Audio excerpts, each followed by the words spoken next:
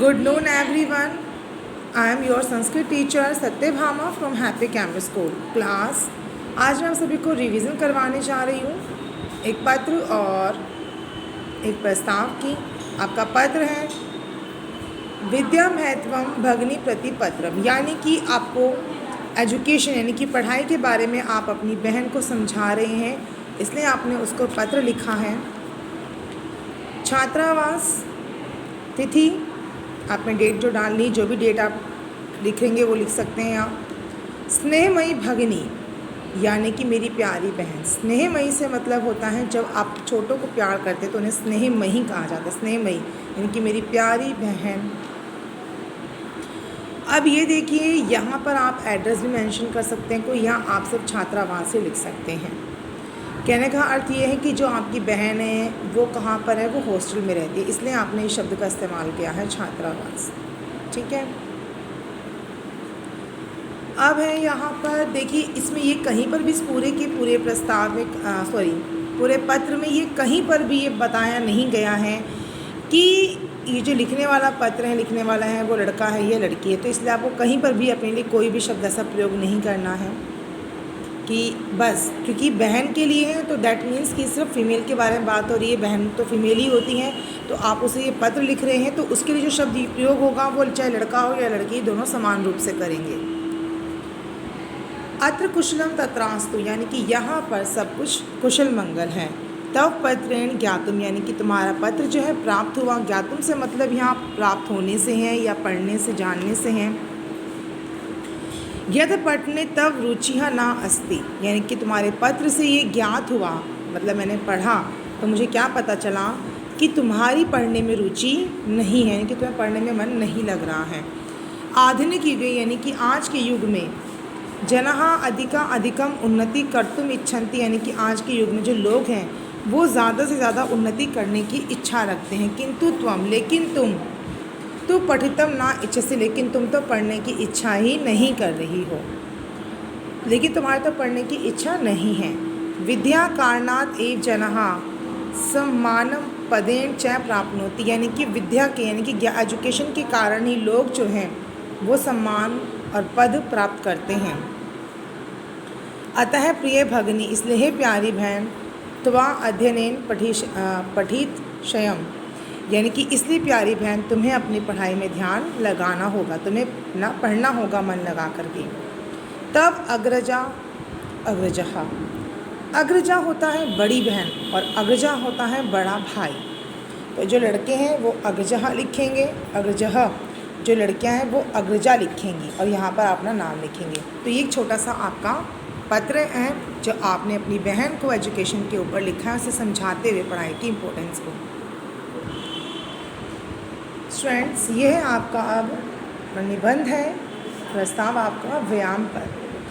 हो सकता है बच्चों की जो मैंने लिखा है आपने वैसा प्रस्ताव ना लिखा, हो सकता है थोड़ा अलग हो, क्योंकि ये टॉपिक आपको शशि मैम ने करवाया था। कोई दिक्कत वाली बात नहीं है, उन्होंने जो लिखवाया वो भी सही है और जो मैंने लिखवाया वो मेरा भी सही है। क्योंकि हो सकता है कुछ बच्चों का अलग हो, तो कोई दिक्कत वाली बात नहीं है। जिन्होंने नहीं लिखा हुआ वो इसे लिख लें, लेकिन जिन्होंने पहले से लिखा हुआ है वो उसी को लर्न कर लें। ठीक है। तो देखिए, व्यायाम निबंध, इसमें व्यायाम के बारे में बताया गया है। व्यायाम देखिए, जिस तरीके से हमारे शरीर को भोजन की ज़रूरत होती है, पानी की ज़रूरत होती है, वैसे ही हमारे शरीर को व्यायाम की भी ज़रूरत होती है। यानी अगर हम व्यायाम ना करें तो हमारा शरीर जो है वो ढंग से सही तरीके से काम नहीं करता, आलस्य से भरा पूरा रहता है। तो व्यायाम की महत्ता को जानते हुए इस पर आपको निबंध लिखवाने जा रहे हैं। यदि मनुष्य दीर्घ आयु वांछति, यानी कि अगर मनुष्य चाहता है कि उसकी उम्र लंबी हो, तर्हि तेन नियमित व्यायाम करणीयः, तो यानी कि तो उसको रोज़ाना नियम से क्या करना चाहिए, व्यायाम करना चाहिए। ठीक है। स्वास्थ्य रक्षाय व्यायामः अतीव आवश्यकः अस्ति, यानी कि स्वास्थ्य की रक्षा के लिए व्यायाम जो है वो बहुत ज़्यादा ज़रूरी है। नियमित व्यायामनेव शरीरम निरोगम जायते, यानी कि व्यायाम करने से क्या होता है, शरीर जो होता है वो निरोगी हो जाता है। व्यायामस्य अनेके लाभाः सन्ति, व्यायाम के बहुत सारे लाभ होते हैं। अनेन बलम वर्धते, यानी कि इससे क्या होता है, इससे शरीर के अंदर बल की वृद्धि होती है। शरीरस्य सर्वेषाम अंगानाम विकासो भवति, यानी कि शरीर के सभी अंगों का विकास होता है। तथा शरीर रुधिर संचार सम्यक भवति, यानी कि और शरीर के अंदर खून का जो संचार है वो सही हो जाता है, सम्यक हो जाता है, समान हो जाता है। प्रातः काले वायु प्रदूषण रहिता अस्ति, यानी कि सुबह के समय में क्या होता है, वायु जो होती है वो प्रदूषण से रहित होती है, उसमें पॉल्यूशन नहीं होता। वातावरणम अपि उत्साहवर्धकम चा, यानी कि वातावरण जो होता है वो भी उत्साहवर्धक होता है, यानी कि हमारे उत्साह को बढ़ाने वाला, हमारे जोश को बढ़ाने वाला होता है। अतः प्रातः काले एव व्यायाम करना, इसलिए प्रातः काल के समय ही हमें व्यायाम करना चाहिए। नियमित व्यायामेन शरीर रोगाः न उद्भवन्ति, यानी कि नियमित रूप से व्यायाम करने से शरीर में रोग नहीं होते हैं। यथा व्यायामः आवश्यकः, यानी कि जैसे कि व्यायाम आवश्यक है, तथा उचित आहार सेवनम अपि आवश्यकम, वैसे ही हमें उचित आहार खाना भी ज़रूरी है। उचित आहार से मतलब होता है बैलेंस डाइट से। ऐसा नहीं है कि रोज़ आप चाउमीन, मोमोज़, बर्गर खा रहे हो और आप सोच रहे हो आप व्यायाम कर रहे हो, शरीर काम अच्छे से, नो, नेवर। आपको व्यायाम करने के साथ एक संतुलित भोजन भी लेना है। संतुलित से मतलब है वो एक ऐसा भोजन जिसके अंदर खाने को, हर एक चीज़ को हर एक मात्रा में लिया गया हो, एक निश्चित मात्रा में, जैसे कि उसमें कार्बोहाइड्रेट भी हो, प्रोटीन भी हो, विटामिन्स हो, मिनरल्स हो। तो इस तरीके से, जैसे कि कहा, अगर आसान शब्दों में कहा जाए तो रोटी हो, सब्जी हो, ग्रीन वेजिटेबल हो, वो अगर वो सूखी हो तो आपके पास जो पल्सेस हो, राइस हो, सैलेड हो, इस तरीके से ये हमारे संतुलित आहार बनता है। और इसमें एक स्पेशल जो चीज़ इंक्लूड होनी चाहिए वो होती है कर्ड, यानी कि दही। तो इस तरीके से संतुलित भोजन बनता है। मैं ये नहीं कह रही हूँ बच्चों कि आप लोग ये चीज़ें ना खाएं, हम भी खाते हैं, लेकिन लिमिट में। महीने में अगर आप 1 या 2 बार इन चीज़ों का सेवन करते हैं, मैगी है, बर्गर है, मोमोज़ है, तो आपको कोई दिक्कत नहीं होगी। मैं जानती हूँ कि इस वीडियो को देखकर कुछ बच्चे ये कहेंगे, हाँ हम तो रोज़ खाते हैं, हम तो तभी स्लिम ड्रीम हैं। रिमेंबर दैट, यहाँ पर बात पतले होने की नहीं है, बात है यहाँ पर स्वस्थ रहने की, शरीर के स्वास्थ्य की। ऐसा नहीं कि जो लोग स्लिम ड्रीम है, दिखने में फिगर अच्छी है तो क्या बीमार नहीं पड़ते, वो लोग भी बीमार पड़ते हैं। ये नहीं कि मोटे लोग हैं तो वो बीमार नहीं पड़ते, वो भी बीमार पड़ते हैं। सिर्फ वो लोग कम बीमार पड़ते हैं जो नियमित रूप से व्यायाम करते हैं और संतुलित भोजन खाते हैं, वो ही लोग कम बीमार पड़ते हैं। ठीक है।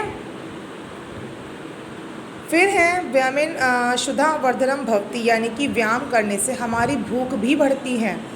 किंतु उचितम भोजनम एव सेवित्वयम् सशरीरम मानवः कार्यकुशलः भवति। देखो, व्यायाम करने से हमारी भूख तो बढ़ती है, पर ऐसा नहीं कि भूख बढ़ गई तो आप बहुत ज़्यादा कुछ खाना नहीं, तब भी आपको उचित मात्रा में ही भोजन करना है। और स्वस्थ शरीर जो होता है वो कार्य कुशल होता है। देखो, जितना अगर हम स्वस्थ हैं, हमें कोई तकलीफ़ नहीं है, तो हमारी कार्य क्षमता भी तो प्रभावित होती है ना। हम बहुत अच्छे से जल्दी समय से अपना काम पूर्ण कर पाते हैं। रुग्णः मानवः किमपि कार्यं कर्तुम् असमर्थः, यानी कि जो मरीज़ होता है, बीमार होता है, वो कोई कार्य करने में वो समर्थ नहीं हो पाते, वो असमर्थ होते हैं काम को करने में। स्वशरीरे स्वस्थ आत्मा निवसति इति मन्यते, माना जाता है कि स्वस्थ शरीर में ही स्वस्थ आत्मा का निवास होता है। आत्मा तो देखो अपने आप में आत्मा का कोई आकार नहीं होता, सिर्फ ये कहा जाता है कि इट्स अ एनर्जी। साइंस कहता है कि इट इज़ अ एनर्जी, ये एक एनर्जी है जो बॉडी से वर्क करवा रही है। बट कहने का अर्थ ये कि अगर आपका शरीर स्वस्थ होता है तो आपका मन भी अच्छा रहता है, आपको काम करने में अच्छा रहता है। अगर आप बीमार हैं, सिर दर्द है, कुछ है, बुखार है, तो क्या आप काम कर पाओगे? आप लोग छोड़ो ना, आज नहीं करता, कल कर लेंगे, यही चीज़ चलती रहती है। इसलिए अब देखिए, जिन बच्चों ने ये लिखा हुआ है, वेल एंड गुड, बहुत अच्छी बात है। जिन्होंने नहीं लिखा है वो उसे लिख लें, लर्न कर लें, और इस चीज़ की टेंशन ना लें कि आपने दूसरा लिखा है और मैंने दूसरा लिखा है तो आपको मार्क्स नहीं मिलेंगे, ऐसा कुछ नहीं है।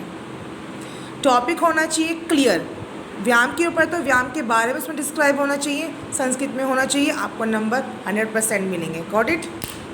तो क्लास आज के लिए इतना ही। Thank you. नेक्स्ट क्लास में आपसे बच्चों का मैथ्स का टेस्ट लूँगी।